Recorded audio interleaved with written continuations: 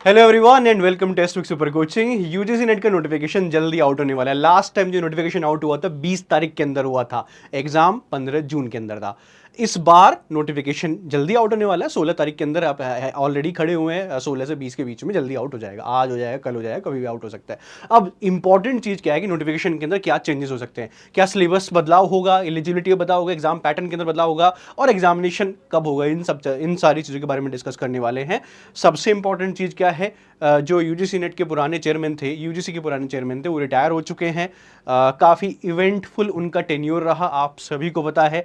UGC net examination leak से लेके re examination, कितनी कंट्रोवर्सी, सर्टिफिकेट वगैरह सब लेट आना, एनटी और यूजीसी के बीच में जो नोक झोंक थी, वो सारी चीज़ें इनके टेन्योर के अंदर हुई। ठीक है, बेस्ट विशेस सर को। सर रिटायर हो गए हैं। अब जो नेक्स्ट यूजीसी के चेयरमैन जो बने हैं वो है विनीत जोशी। विनीत जोशी ऑलरेडी सेक्रेटरी थे ये, अब इनको इंटरिम दिया गया है यूजीसी का, तो इंटरिम चेयरपर्सन ये यूजीसी के बने हुए हैं। ये पहले भी यूजीसी से जुड़े हुए थे, एनटी से जुड़े हुए थे, एग्जामिनेशन इन्होंने कंडक्ट कराए हुए हैं।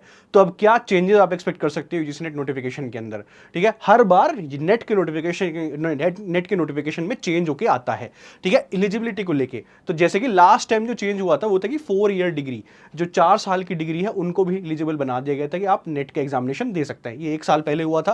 ठीक है, उसके साथ साथ अब ये तो है ही कि जो 4 साल के जो लोग होते हैं, जिन्होंने 4 साल की ग्रेजुएशन की होती है, वो अपने मनपसंद सब्जेक्ट के अंदर एग्जामिनेशन दे सकते हैं, उसके अंदर पीएचडी परस्यू कर सकते हैं। लेकिन वो असिस्टेंट प्रोफेसर के लिए एलिजिबल तब होंगे जब वो पीएचडी कंप्लीट कर लेंगे।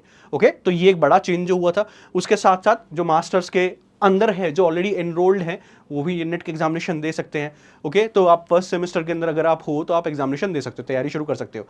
कोई और बड़ा चेंज आप एक्सपेक्ट कर सकते हैं एलिजिबिलिटी के अंदर? क्या आप कोई और भी बड़ा चेंज एक्सपेक्ट कर सकते हैं एलिजिबिलिटी के अंदर? तो आंसर आएगा यस। तो कैसे चेंजेस हो सकते हैं? देखो, इसके अंदर उन्होंने असिस्टेंट प्रोफेसर को लेके क्लियरली डिफाइन नहीं किया था।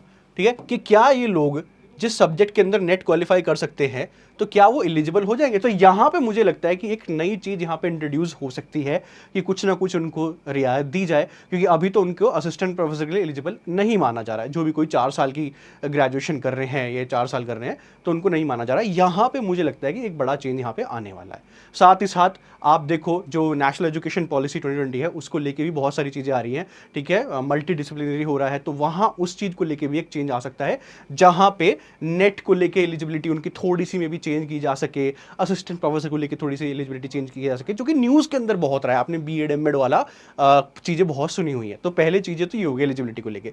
दूसरा आता है फेलोशिप। फेलोशिप को लेके भी एक बड़ा चेंज हो सकता है इसके अंदर। आपको पता है कि ऑलरेडी आप जेआरएफ तो लेते ही हो, जेआरएफ के अलावा 3 स्कॉलरशिप और होती है। कौन कौन सी होगी? National fellowship for schedule caste, OBC हो गई, पर्सन विद डिसेबिलिटीज हो गई। इसके अलावा और भी फेलोशिप है जो पीएचडी के अंदर मिलती है, जैसे कि सिंगल गर्ल चाइल्ड फेलोशिप। अब उसका जो क्राइटेरिया होता है सेलेक्ट करने का, वो अलग है बिल्कुल। अभी वो जो है, जो और भी पीएचडी की फेलोशिप होती हैं, सावित्रीबाई फुले फेलोशिप के नाम से आती है, ऐसे स्वामी विवेकानंद फेलोशिप के नाम से आते हैं सिंगल गर्ल चाइल्ड के लिए। तो वो एक और चीज जो है वो इसके अंदर इंक्लूड हो सकती है कि हम आपका सिलेक्शन जो करेंगे वो नेट के स्कोर के बेसिस पे ही करेंगे। ओके, तो और भी चेंजेस यहाँ पे एक्सपेक्टेड है। देन उसके अलावा एग्जाम पैटर्न, एग्जाम पैटर्न के अंदर बिग चेंज होगा। होगा, देखो, इसमें चेंज होगा, लेकिन वो कब होगा ये नहीं क्लियर है। उसमें टाइम लेगा, यस टाइम लेगा। ये हो सकता है कि 2026 में जाके, 26 जून के अंदर जाके ये चेंज हो, क्योंकि एनईपी आ चुकी है। एनईपी के थ्रू तो भाई बड़े बड़े चेंजेस हो रहे हैं यूनिवर्सिटी के अंदर, कॉलेजेस के अंदर सिलेबस चेंज हो रहे हैं हर जगह। अब वो सेम चीज यहां पे भी रेप्लिकेट होगी। जैसे फॉर एग्जांपल मैं आपको हिस्ट्री का देता हूं। हिस्ट्री का जो अभी सिलेबस है वो कहां तक डिफाइन किया गया है? केवल वो 1947 तक। ऑल्दो 1947 के बाद का वो थोड़ा सा पार्ट ले लेते हैं, लेकिन प्रॉपरली डिफाइन नहीं करते हैं। तो हिस्ट्री का जो सिलेबस है वो चेंज हो सकता है, अभी नहीं होगा, उसमें टाइम लेगा। ठीक है, हिस्ट्री का सिलेबस चेंज हो सकता है।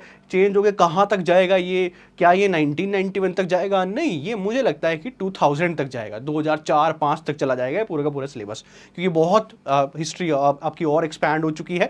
तो ये सेंस ही नहीं मेक करता कि आप 1947 तक केवल हिस्ट्री पढ़ा रहे हो, उसको आगे पढ़ा ही नहीं रहे हो। तो ये एक चेंज आ सकता है।